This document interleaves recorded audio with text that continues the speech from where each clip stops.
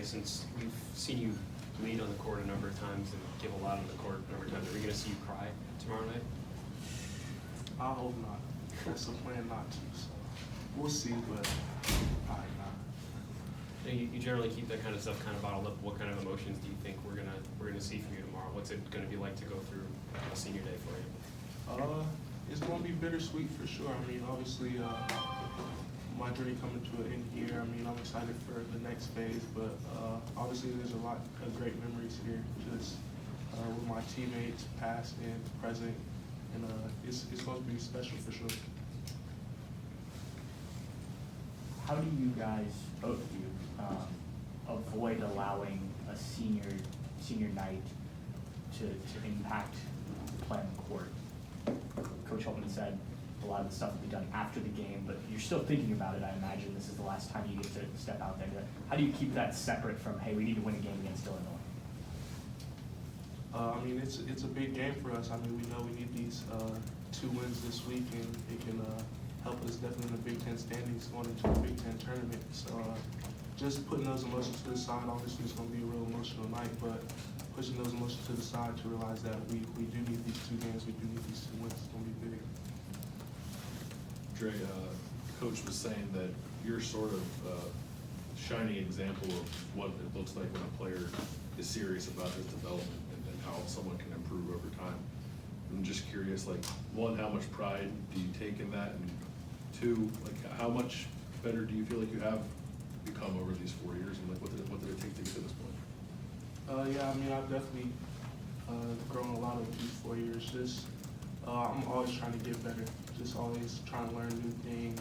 Just get in the gym. Just trying to become the best player that I can be. And that's just something that's really been instilled in me from a young age. I've never been one.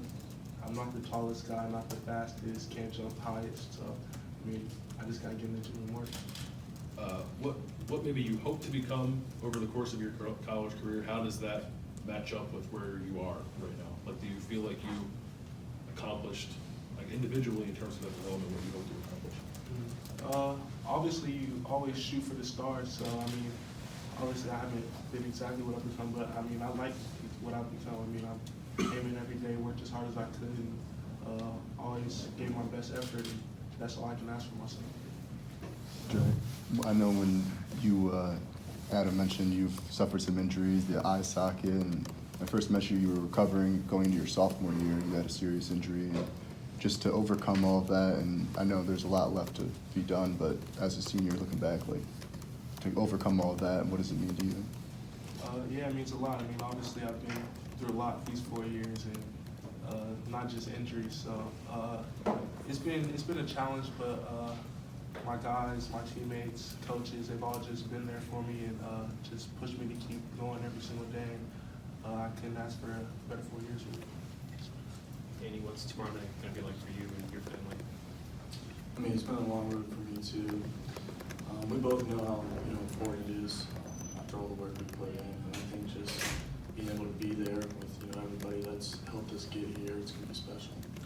Last year, Coach Holtman started Joey on senior night. Did you take notes on that? Did you maybe remind him of that this year? We'll see what happens, but there might be something. Yeah. Dre, I wonder what it's been like for you throughout your career to be able to look up and see your dad watching you.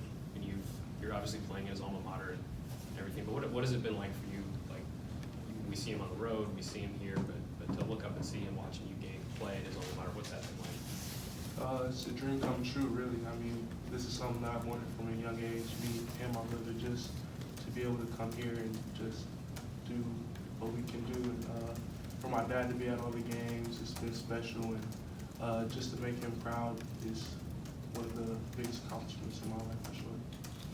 Andre, do you think it's going to be tougher playing your last game at Ohio State or playing your last game with Caleb in college? I don't know. That's actually a good question. I never really thought about that. But yeah, I mean, definitely my family comes first. So playing with my brother has been real special, and it's something that I'll never forget. So I gotta say, I probably shrunk playing. Are there any specific memories that you have when you think back to your 3 years playing with Caleb that, you know, in 20 years you'll look back at maybe this game or this moment behind the scenes or this celebration that you can enlighten us on? Not really anything specific. I mean, every day has been fun. I mean, I try to make the most out of every day, especially knowing that it's going to come to an end soon. So, I mean, I can't really pinpoint one moment. There's a bunch, really.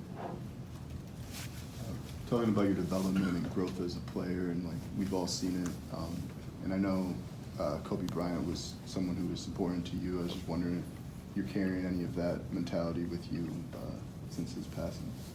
I mean, I definitely try to. I mean, it's one of the main reasons why I chose 24, just committing on Mamba Day and everything. And I mean, he was a big impact on everybody in the basketball world, just from what he's done and just the way he carried himself. So that's definitely something I'm trying to get to. When we talked to Coach Holman, he said that when you got here, he showed you a bunch of text messages that you hadn't answered when he was recruiting you at Butler. What was going through your head when he did that? I was actually scared, really. I mean, that's your coach now. I was like, man, that you should have answered. But I mean, it's been fun. I mean, obviously him recruiting me and me not picking his school, but him ended up becoming my coach. I mean, it's been crazy, really. But it's been fun. I really enjoyed playing for him. He said that when they were recruiting you, felt like they were putting in a lot of effort, but they felt like you were kind of holding back, that you were holding out, hoping that Ohio State was going to offer. Now that this experience is getting toward the end, what did it mean to you when that offer did finally come? What was that experience like? It was real cool. I mean, I didn't really know if it was going to happen. Didn't really know what was going to happen. I was actually about to commit a few months prior to that, but just talking to my brother and my family, just waiting. I'm glad I did, for sure. Where were you going to commit before that? I can't tell y'all that. But it wasn't Bob. No. Okay. Danny, how you liking the Andre to Danny question ratio? No, I don't worry about that stuff. Yeah, he's my roommate, so we talk enough. What could you take us through what the journey is like? Just being in your role, being the guy that probably has to just give it 150% in practice every single day. What's the journey been like for you? I appreciate everything. My role is, just coming every day with the same mentality. And I think as long as I do that and continue to help prepare everybody, then everything will work out in the end. Have they told you you're going to start tomorrow? I mean, he might have said something, but I don't know what's going to happen. What is going to happen if you are starting? Are you getting a shot up for sure? I'm just going to go out there and play and we'll see what happens. And when you do get in, like, sometimes you get in and the score's a little lopsided. Like, why don't you look for yours a little more when you're out, when you do get the opportunity to be out there? It's just not my personality. My whole thing is, I earn the respect of my teammates, and I know that I can play. And so, whenever I go in there, I just try to play the best that I can, no matter what it is, scoring or passing. The end of the Nebraska game when you threw that ball off the rim was some of the most flawless execution I've ever seen of anything. Had you practice that? Why did that come so easily to you, or did you just get lucky? I knew I didn't want to, get a shot clock violation because it makes us look bad or whatever. But that just comes from playing 21 when you're younger. If you win, you gotta hit it off the rim. How about Dan, that? Go ahead. everybody wants to start, everybody wants to be a star, et cetera, but years from now, will there be a lot of pride for you knowing you were on this team, you wore that uniform, just to have that experience? Yeah, when I was 6 years ago, if you'd have told me I'd be here today, I would have told you were crazy. Just be able to be a part of the team that has, potential 3, NCAA tournament appearances, to make that, just having that, aspect is awesome. And you might have overcome more than many, on that team, and that too has to be part of the story, right? Yeah, I just, the relationships that I've built along, this way is really what, I'm going to remember down the line, and the bonds I've formed. You said it's not your personality to check for a bunch of shots. You did throw a pass between your legs earlier. Yeah, that was just in the moment. It's just not good. Okay, so that's not necessarily the plans for tomorrow then? if it happens, it happens. I just play. Andre, I got two questions I want to ask you. I was at Washington DC when you guys lost to Rutgers the first year in the conference tournament, and the coach leaves, obviously, and Coach Holtman comes in. Just, this program didn't seem to be in a very good spot at that point, even prior to the coaching change. Just your thought about what's transpired here in the last 3 years to kind of put Ohio State back in the front page. I mean, you're a ranked team, obviously, right now. It wasn't like that the first year. Just your thought about, you know, what you and the guys around you have done to kind of put this thing back where it should be. Yeah, I mean, it's been a lot of work, a lot of hard work, and just committing to the coaches, committing to this university that we want to put Ohio State back on the map. We want to put them back on the front page. It's been fun, and I'm glad we've been able to do that for sure. And kind of parallel, so maybe 6 weeks ago, you guys are like 2-6 or whatever you were in the Big Ten, and to now win 8 of your last 10 games, position yourselves in pretty good shape.